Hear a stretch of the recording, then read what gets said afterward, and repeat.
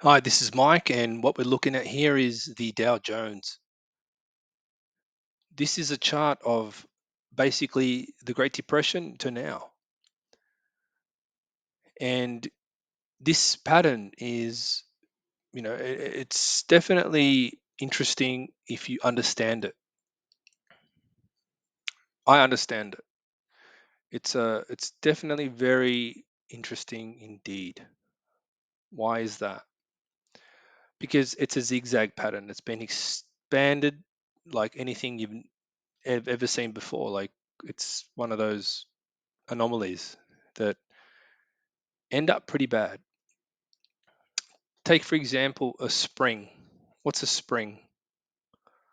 Right? You pull a spring up as much as you can, right? From this type of spring,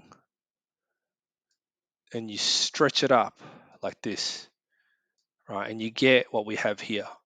For a zigzag pattern that's supposed to look like this, you've got something that's expanded into this. It's a freak show, basically, right? It's not supposed to happen, but they made it happen and it has happened. And this is why this pattern will go back to where it began. In fact, it'll go back lower than that because of the entire pattern and what the entire pattern means. So, understanding this, it's easy to see why the C wave is so lengthy and drawn out compared to the A wave that happened at the beginning, right? It's because they're trying to keep this whole thing going. And as you can see, with interest rates now at their current levels, they've had to do something to appease the crowd, right? This is like the gladiator days, right? We have to keep everyone happy, but they can't. They can't do it for too much longer. It's going to give. The whole house of cards will implode. It's going to happen. It's just a matter of time before the pattern completes 100%. Right? And I think it'll happen within the next year. Give it a year, right? And there's a lot of other charts that tell me this. So not only am I talking about the 10-year bond yield, which obviously is a very interesting chart indeed when you think about it, because the way that this thing is going, there is there is nothing to suggest that it's not going to keep going lower. And look, the thing about our time that we live in now is that things go negative. They do. They can go very negative, um, and they will, right? Just because you don't see it all the time, just because you don't envision or imagine that it will, these things can happen, and they will happen, right? And I believe that this is getting ready to turn lower, much lower in a wave three in a way that we've never seen before. So this will take bond yields extremely negative once we see a complete collapse, because it will be the only way that they can actually stimulate the economy back to life after we see what is coming our way, and what is basically almost inevitably going to happen is a complete pivot. But it's not going to happen yet. It's not going to happen because they are trying to keep everybody happy in terms of bringing down inflation. But except the problem is they can't keep everybody happy. And it's all just a show because they don't want to lose power. Okay, let's be real. The real reason why they are doing this is not because of inflation, it's because they are losing the future opportunity to be in power. So, to be in power, they need to have a way to actually provide a solution. And the only way they can provide a solution in the future is by lowering interest rates. But they can't really lower them if they're already low. So they have to reload the chamber. They have to put more ammunition into the weapon that they have created, which is basically a weaponization of the financial markets, because you got to think about it this way, right? Who owns most of everything in the markets in terms of total market cap? And that's the big corporations. And that's been that way for quite some time now. If you do your research, you'll understand what I mean. So, in order to keep things going in their favor in power, they need to get ready to show you how they can save the world. For now, it's just a very expanded type of pattern that has yet to see lower levels, much, much lower levels. And it's one of the more interesting starts of a 5 wave move that I've ever seen before, especially in terms of a 1-2, 1-2 pattern. It's definitely going to be one that goes down in history for me as one of the more complex and very strange patterns, because it's driven by an authority, right? It's driven by an authority. It's not really free market capitalism, it's more control. Okay, so in order to keep that control, you will see this type of pattern unfold. And it's, to me, it's the only way that makes sense. It's the only way that it can unfold, and it's something that is unprecedented.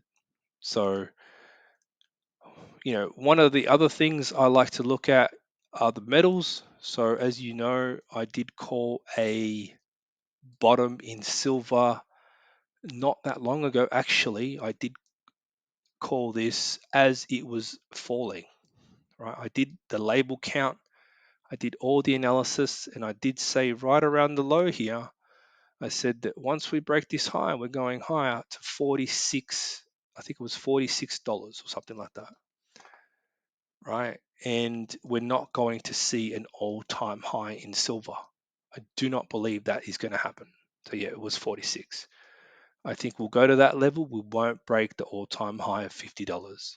I think it will be a triple top and it will go down. Okay, so that's my understanding, except I think it may range for a little while, but it may not. It might actually, well, actually, maybe it will range because the market will probably hang around the highs for a little while before it actually tanks, and it will probably fake a lot of people out. Shorting this market probably will be difficult in terms of like stock markets. So you can see that we have had some gains, and I think that they will continue. I think that we are in wave 3 of the C wave, up in an A wave for silver. Okay.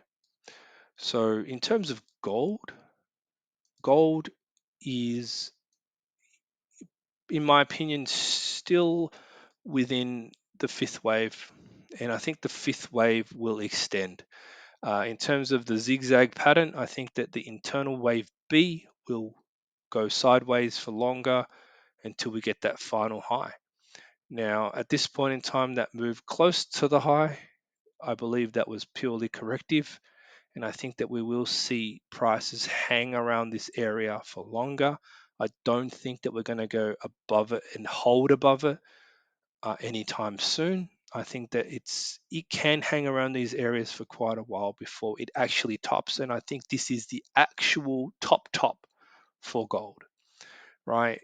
Triple top, sure, it could look that way, but for me, it's not really about that. For me, it's more about the pattern that it's created long term. And I think that this is wave 5, and it's a weak 5 wave move that's looking kind of sharpish, but only because of the times that we're living in and all the volatility around banking crises and that type of thing. But really, all in all, I think that gold is in a topping process, just like the market sign. Gold probably go to zero, probably go very close to $0. So to me, this is a good opportunity to actually get out of this because it's not going to hold for long, right?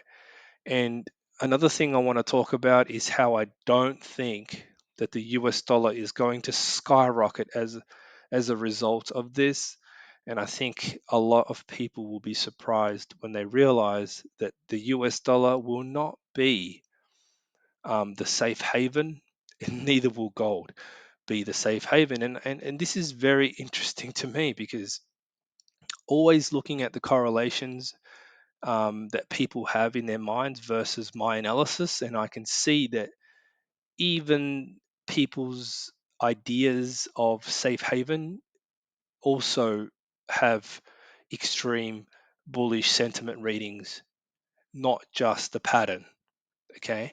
So it's also people's ideas of what is a safe haven can also have uh, a high sentiment reading to the point where you take a contrarian view and you're most likely going to have the type of outcome that will be the correct way to proceed in investment decisions. So that's how I'm looking at that. In terms of cryptos, look, the Bitcoin chart hasn't really changed much. The latest spike up in the Bitfinex chart to me doesn't make a difference at all to the view of Bitcoin.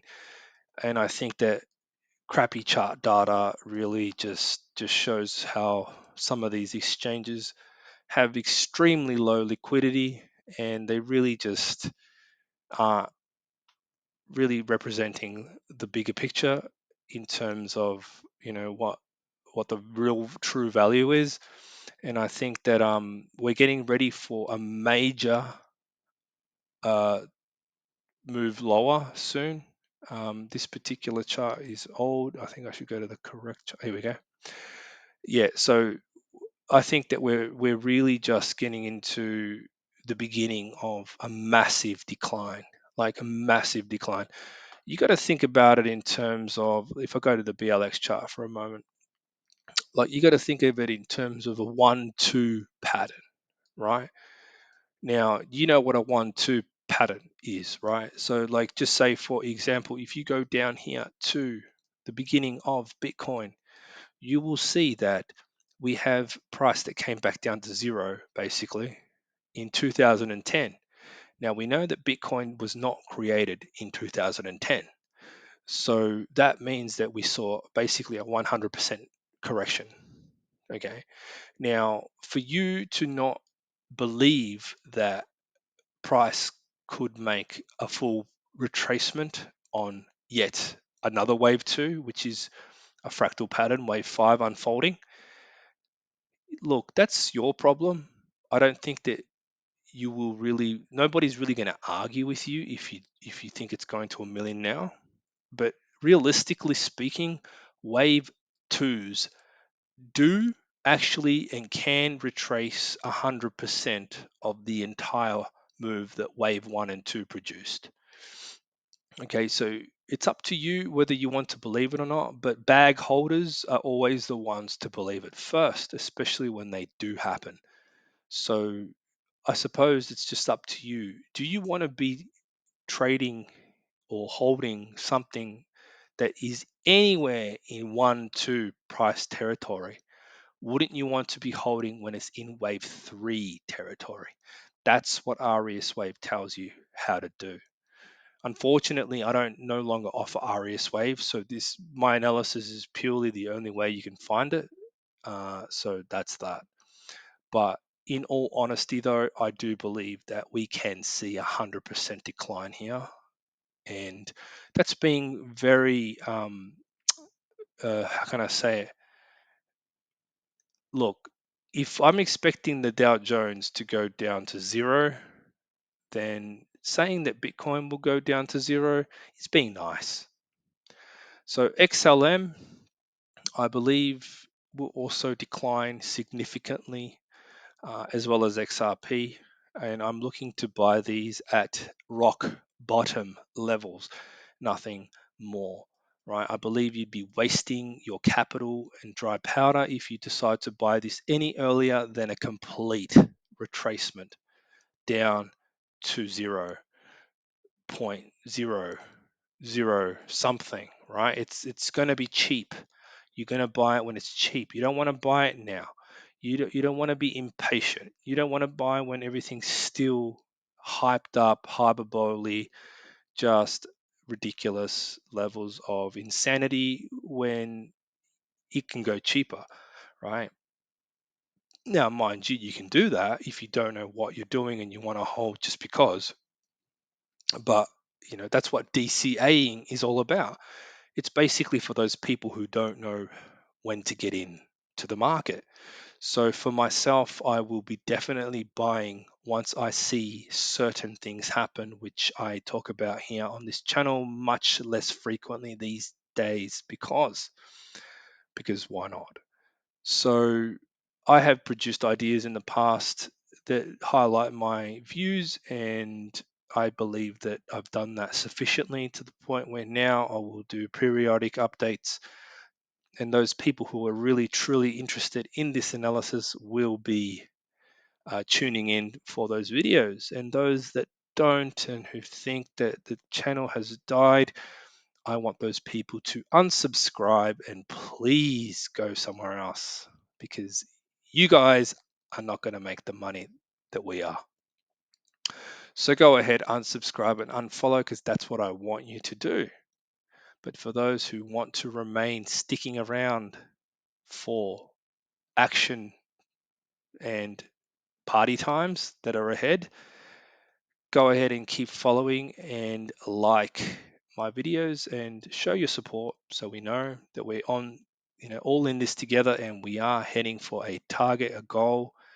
We are going to make a ton of cash that will basically surpass anything that anyone else will make percentage wise, and have an idea of where it's going and also when to not be in the market down the track, because that's what I do. That's what we do here. Other people probably will have no idea, and they'll end up in a 2017, 2018 situation and lose it all. So we don't want that. But yeah, like I said many times before, it's early days, early, early, early days, right? I even have this level down here, which I should probably update at this point in time, that sort of says roughly where we are in the grand scheme of things. And you know what? It hasn't moved much. So really, we've still got 100,000, probably like 1,000 days roughly until our target area. So I would say here by measuring, okay, 500 minimum days, but it could go beyond. And yeah, that's a year roughly.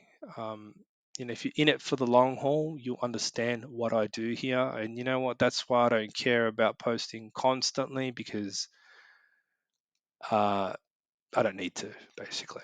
Right. So this here is for those people who are long term, want to get really wealthy long term, want to make a ton of money and quit their day job and basically live the life they want to. That's the kind of people that should be following here. The rest of the people who just want to hear things that confirm their biases, yeah, look, please just go somewhere else. There's heaps of people who will feed your ego and your ideas and vibrate on your level.